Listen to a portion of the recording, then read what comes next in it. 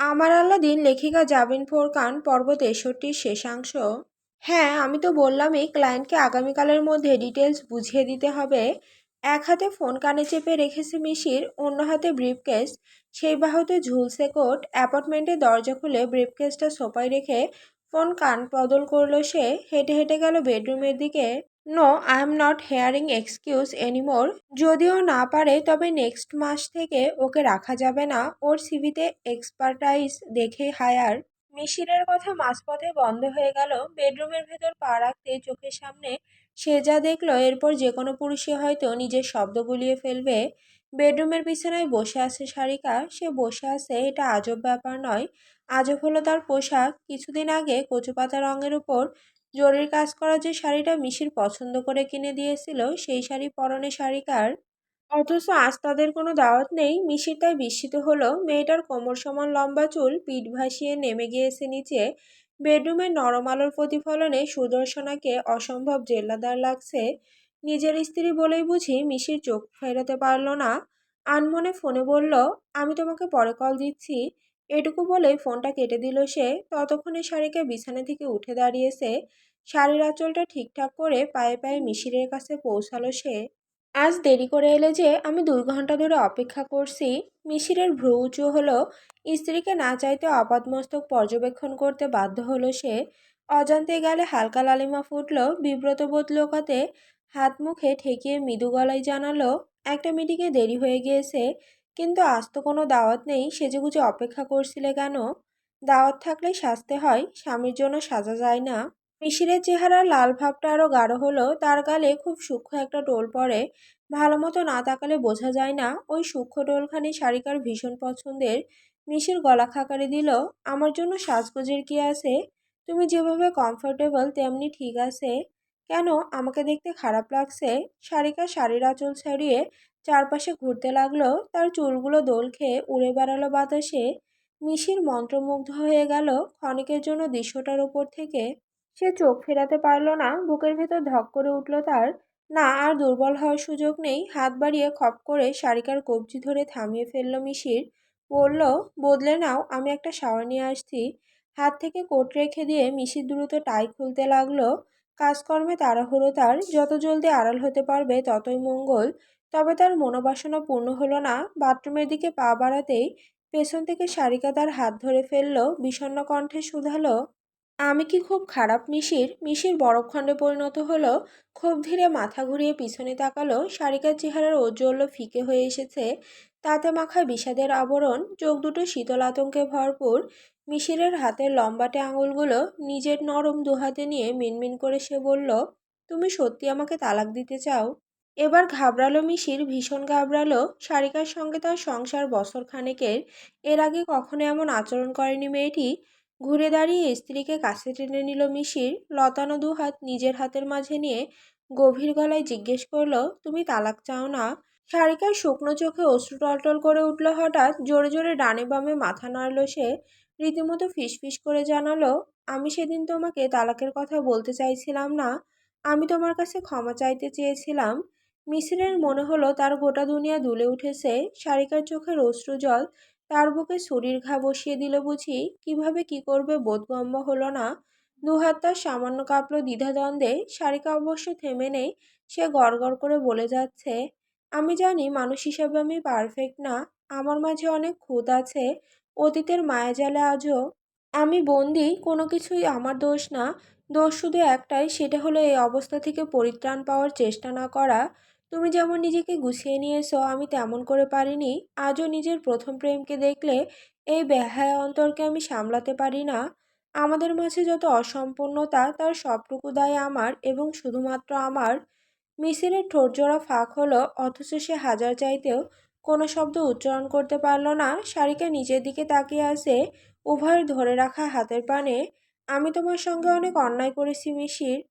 হয়তো সেটাকে অনুভূতির প্রতারণা বলা যায়। নিজেকে সুযোগ দেওয়ার কথা আমি ভাবতেও পারিনি। আবদ্ধ থেকেছি একটা চক্রে। সেই চক্র আমাকে তোমায় দেখতে দেয়নি, এগোতে দেয়নি। অথচ সেদিন যখন তুমি হুট করে তালাকের কথাটা বললে, তখন আমি বুঝলাম কী জিনিস পায়ে ঠেলে দিচ্ছিলাম। মিশির, বিশ্বাস করো, এত ভয় সেদিন আমি পেয়েছি যা তোমাকে বলে বোঝানো যাবে না। আমি সংসার হারানোর ভয় পাইনি, পেয়েছি তোমাকে হারানোর ভয়। মিশির হতবাক হয়ে গেল, স্থির চেয়ে রইল। স্থির মুখ পানে টলটলে অশ্রু চোখ গড়িয়ে পড়ার আগেই সে নিজের হাত বাড়িয়ে দিল, বৃদ্ধাঙ্গুলে মুছে নিল সেই অশ্রুকণা। সারিকা তার হাতে নিজের মুখটা রাখল, দুই চোখ বুজে অতি আবেগ নিয়ে অনুভব করল, আমি জানি আমি তোমার যোগ্য নই, নিজের পক্ষে উপস্থাপনের মতো কোনো যুক্তি আমার হাতে নেই, তবুও একটা জিনিস চাইব, তোমার ক্ষমা। আর যদি না করি। এই প্রথম মিশির বিপরীতে কিছু বলল।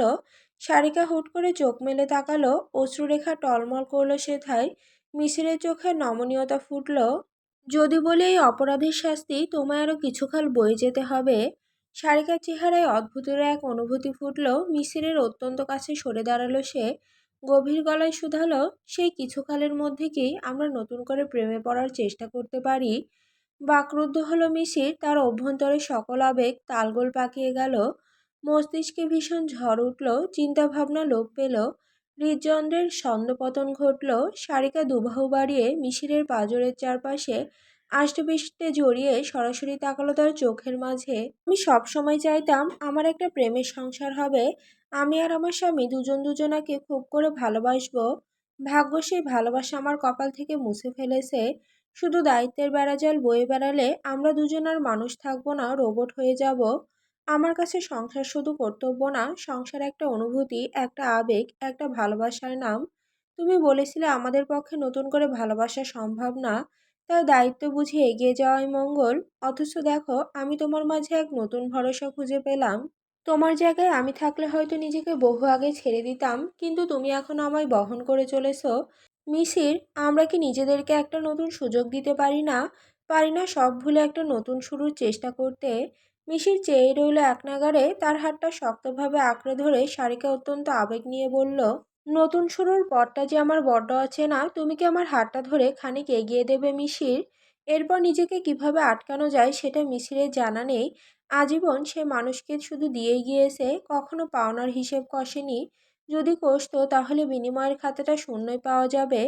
কেউ কোনোদিন তার প্রয়োজনীয়তা অনুভব করেনি, কেউ কোনোদিন এভাবে আঁকড়ে ধরে বলেনি থেকে যেতে। মিসিরের মতো কাউকে কেউ নিজের জীবনে অপরিহার্য মনে করে, এও বিশ্বাসযোগ্য।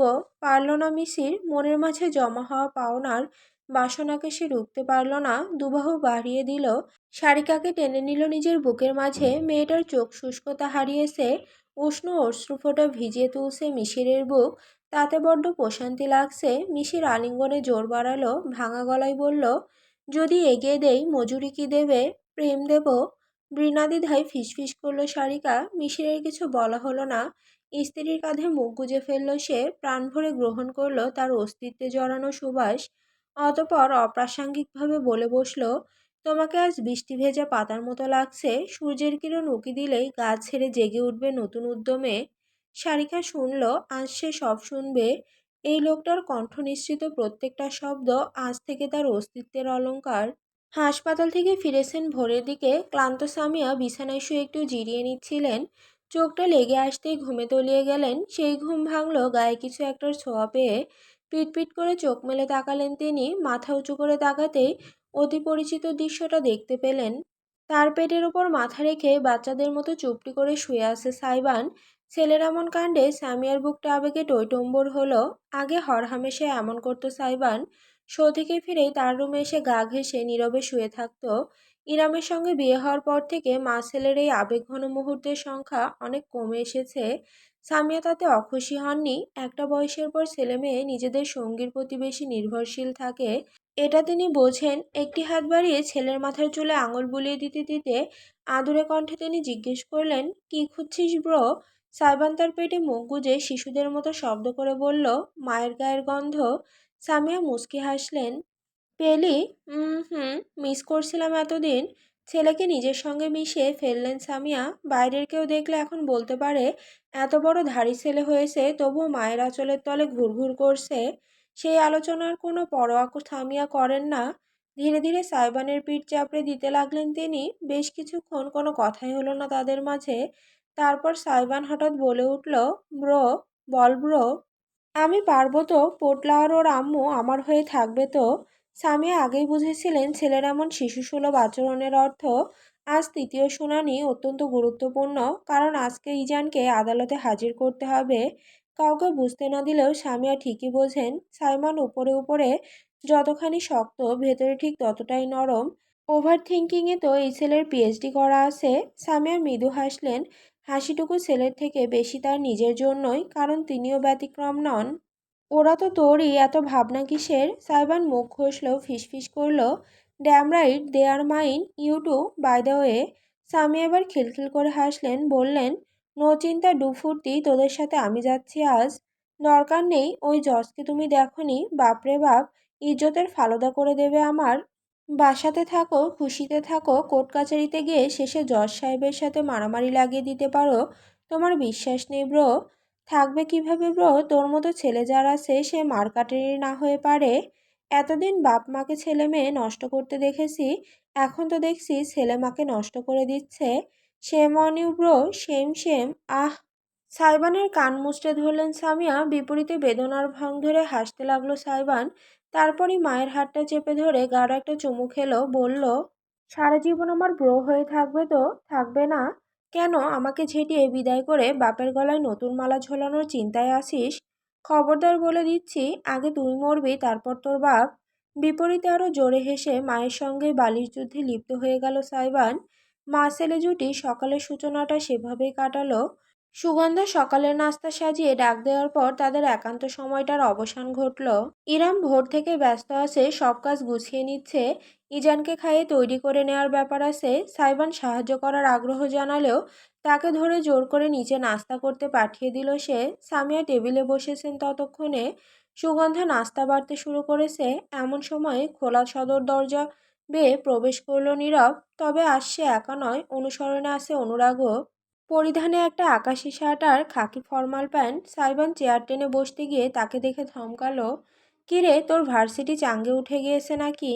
অনুরাগ চোখ উল্টালো। এজন্যই তোকে দরদ দেখানো উচিত না? কত কষ্টে বন্ধুকে সাপোর্ট করতে আদালত যাব বলে একদিনে ছুটি ম্যানেজ করেছি, কষ্ট গেয়া পানি মেয়ে ছাপাক। তোর দরদ দিয়ে আমি কি চেরাগ মাজবো? উফ! অনুরাগ, নীরব, তোরা দুটো এদিকে আয় তো। টেবিলে বসে পড়। আর বাসায় খেয়ে এসেছিস এমন ঢঙের কথা শুরু করলে সারাদিন এই বাড়িতে রেখে দেব, এক ফোঁটা পানিও খেতে দেব না। সামিয়া নিজের ছেলে আর তার বন্ধুদের ধমক লাগালেন। নীরব তৎক্ষণাৎ বিরাট হেসে টেবিলে বসে পড়ল, যেন সে আসলে এখানে খেতে এসেছে। অপরদিকে অনুরাগ সাইবানের পাশের চেয়ার টানতে টানতে আর চোখে সুগন্ধাকে দেখল। ইতিমধ্যে মেয়েটা তার প্লেট সাজিয়ে দিচ্ছে, ডিম পোস্ট, পরোটা, আলু ভাজা আর মিক্সড সবজি সালাদ। অনুরাগ হালকা চালে বলল, গুড মর্নিং, কেমন আছো? ভালো, খুব সংক্ষিপ্ত জবাব। অবাক করা ব্যাপার, সুগন্ধা একটাবার অনুরাগের দিকে মুখ তুলে তাকালো পর্যন্ত না। সমস্ত সময়টা মাথা নিচু করে নিঃশব্দে কাজ করে গেল। অনুরাগ তাতে বেশ বিস্মিত হলো। সকাল সকাল সবার মেজাজই একটু বিগড়ানো থাকে, সুগন্ধাও হয়তো ব্যতিক্রম হবে না, তাই না? ফ্রিজের নাস্তা চটজলদি শেষ করলো সাইবান। 5 মিনিটও লেগেছে কিনা সন্দেহ। একটা পরোটাকে শুধু দুই ভাগ করে মুখে পুরেছে, ওতেই তার খাওয়া ফিনিশ। দ্বিতীয় ভাগটা চিবোতে চিবোতে নিজের প্লেটে আরেকটু বাড়তি আলু ভাজা, ডিম পোসার পরোটা তুলে নিল সে। কারোরই বুঝতে বাকি নেই ওটা ইরামের জন্য। এমন সময় আরেক দলের প্রবেশ ঘটল বাড়িতে। মম! উৎফুল্ল ডাকটা শুনে চমকে উঠলেন সামিয়া। মাথা ঘুরিয়ে তাকাতেই দেখা মিলল সারিকার। টপ আর ঢোলা জিন্স পরের রমণী দুবাহু মেলে ছুটে গেল মায়ের দিকে। তখনই বোঝা গেল সে একা নয়, পিছনে ছোট একটা ডাফল ব্যাগ নিয়ে হেঁটে আসছে মিশির। চেহারায় নমনীয়তা। আরে জামাই যে, এভাবে হুটহাট না জানিয়ে কেউ আসে? বলে আসবি না? সামিয়ার গলা জড়িয়ে ধরে খিলখিল করে হাসল সারিকা। দেখেছো, এসেছে মেয়ে, দেখছে জামাইকে, তোমার সাথে আমার আরই মম। বলেই সে মিছিমিছি অভিমানের ভান ধরে সাইবানের দিকে তাকালো। এমন নজরে ভাই তাকে দেখছে যেন রোডের মাঝে স্পিড ব্রেকার দেখছে। তার হাতে ধরা প্লেটের দিকে তাকালো সারিকা, তারপর কিছু না বলে অতর্কিতে হাত বাড়িয়ে ডিম পোস্ট তুলে মুখে ঢুকিয়ে দিল ভোঁদড়। ঘটনাটা এতটাই অপ্রত্যাশিত ছিল যে সাইবান প্রথম কয়েক সেকেন্ড প্রতিক্রিয়া করতে পারল না। তারপরই তার হুংকারে কেঁপে উঠল গোটা বাড়ি। ডিম চূর্ণি প্লেট রেখে সে ছুটল বোনের পেছনে। তাদের দৌড়ানে বুঝি ভূমিকম্প খেলে গেল চারপাশে। সারিকা প্রাণ বাঁচাতে ছুটছে দিক বিদিক জ্ঞানশূন্য হয়ে। সোফার ওপর লাফিয়ে উঠছে, আবার টি টেবিলের ওপর ঝাঁপ দিচ্ছে। পেছন থেকে তার চুল পাকড়াও করে মাছ ধরার জালের মতো হ্যাঁচকা টান দিল সাইবান। চেঁচিয়ে উঠল, লুব্বার ঘরের লুব্বা, আমার বউয়ের ডিম দে। মুরগি তো আর দুটো পারতে বল না হয়। মুরগি, আমার বউ মুরগি, তোর জামাই যে একটা ভেদা মাছ সেটা কি আমি কোনোদিন বলেছি? সাই, মিশির বেচারা থ হয়ে দাঁড়িয়ে কোমরে দুহাত রেখে বলে উঠল, যাক বাবা, আমরা আবার কি করলাম? কিছু করেন নাই, এটাই তো দোষ। শালারে ধইরা পাবনায় পাঠাইতে পারেন না। অবশ্য পাঠায়ও লাভ নাই। ওইখানে যাইয়া আত পাগল করে পুরো পাগল বানাইয়া সারবে আপনার শালাবাবু। মুখ ভেঙচে বলল সুগন্ধা। মিশির বিপরীতে মুখে হাত চেপে না হেসে পারল না। টেবিলে বসে ভয়ানক কাণ্ড দেখতে দেখতে হাসলেন সামিয়াও। তার বুক ভরে উঠল, অথচ অভ্যন্তরে একটা খসখসানি রয়ে গেল। গোটা পরিবার আজ উপস্থিত হয়েছে এক স্থানে। আজকের পর কি তারা উদযাপন করতে পারবে, নাকি নতুন কোনো ঝড় মোকাবেলা করতে হবে বিধায় ভাগ্যে রাখেন একজোট প্রস্তুতি।